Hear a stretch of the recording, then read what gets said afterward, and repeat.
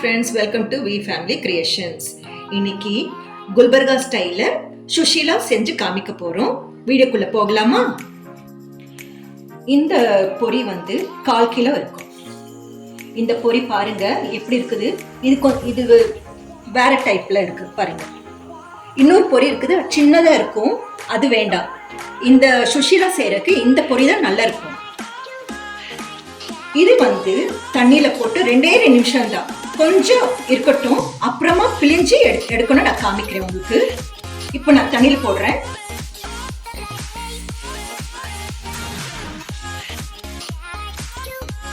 இப்போ பாருங்க 2 நிமிஷம் ஆகி போச்சு. இப்போ நான் பிழிஞ்சு இதுல வைக்கிறேன்.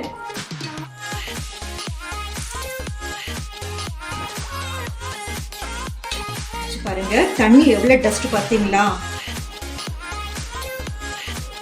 தண்ணி எடுத்துட்டு கழிக்கலாம். இப்போ ஃப்ரெஷ் தண்ணி எடுத்துட்டேன். நான் திரும்பி போட்டு வாஷ் பண்ணிக்கலாம்.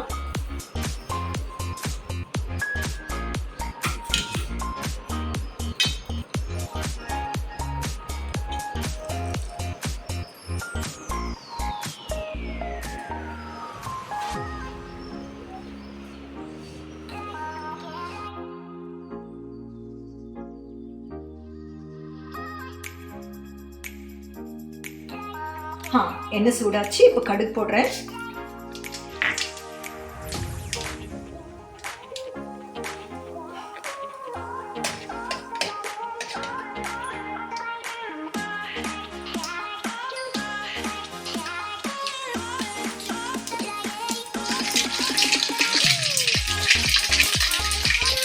கடுகு வெடிக்குது. இப்போ உளுந்து போட்டுக்கலாம்.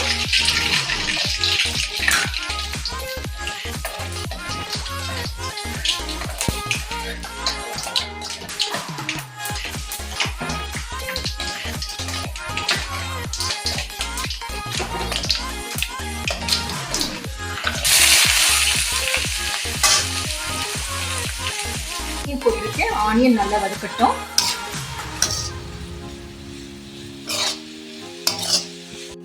இப்போ ஆனியன் ஆயிடுச்சு பாருங்க, வதக்கிட்டேன். இப்போ தக்காளி போட்டுக்கிறேன்.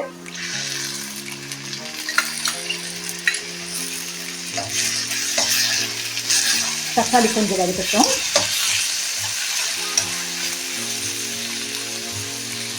இது கூட உப்பு போட்டுக்கிறேன். நான் உப்பு தேவைக்கேற்ப நமக்கு, உங்களுக்கு எவ்வளவு வேணும் நீங்க ஆட் பண்ணிக்கோங்க. அப்புறம் மஞ்சள் பொடி, மஞ்சள் 1/4 ஸ்பூன் போட்டிருக்கேன். நான்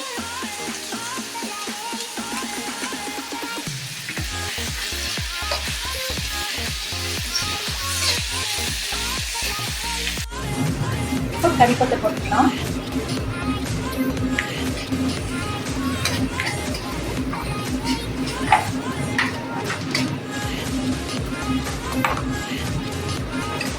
பச்சை மிளகாய் பேஸ்ட் 1 ஸ்பூன் போட்டுக்கிறேன்.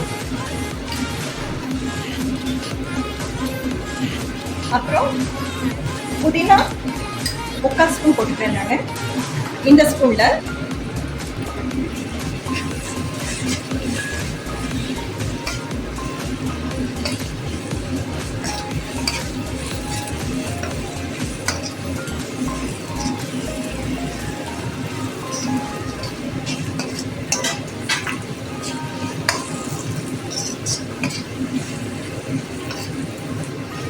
பாருங்க நல்லா வதக்கிட்டேன்.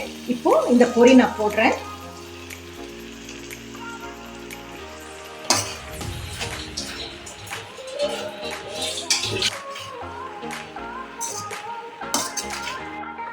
இப்போ கரம் மசாலா போட்டுக்கலாம். கரம் மசாலா 1/2 ஸ்பூன் போட்டிருக்கேன். இப்போ கொத்தமல்லி நம்மளுக்கு எவ்வளவு வேணுமோ அவ்வளவு போட்டுக்கலாம்.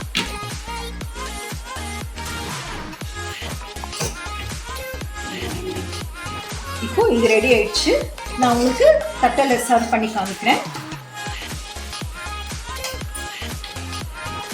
இப்போ இந்த பொரி ரெடி ஆயிடுச்சு, சுஷீலா ரெடி ஆயிடுச்சு. இப்போ டேஸ்ட் பார்க்கலாமா? அம்மா கொஞ்சம் சாப்பிட்டு பாருமா. காரம் உயரம் எல்லாம் ரெடியாக இருக்குது, நல்லா இருக்குது. இது கர்நாடகா பார்டர் குல்பர்கா அப்படிங்கிற ஊரில் ஸ்பெஷலாக செஞ்சு சாப்பிடுவாங்க. அவங்க செய்கிறது நல்லா இதாக இருக்கும். நீங்களும் இதே போல் செஞ்சு சாப்பிட்டு ருசி பாருங்கள். தேங்க்யூ ஃபார் வாட்சிங். Take care.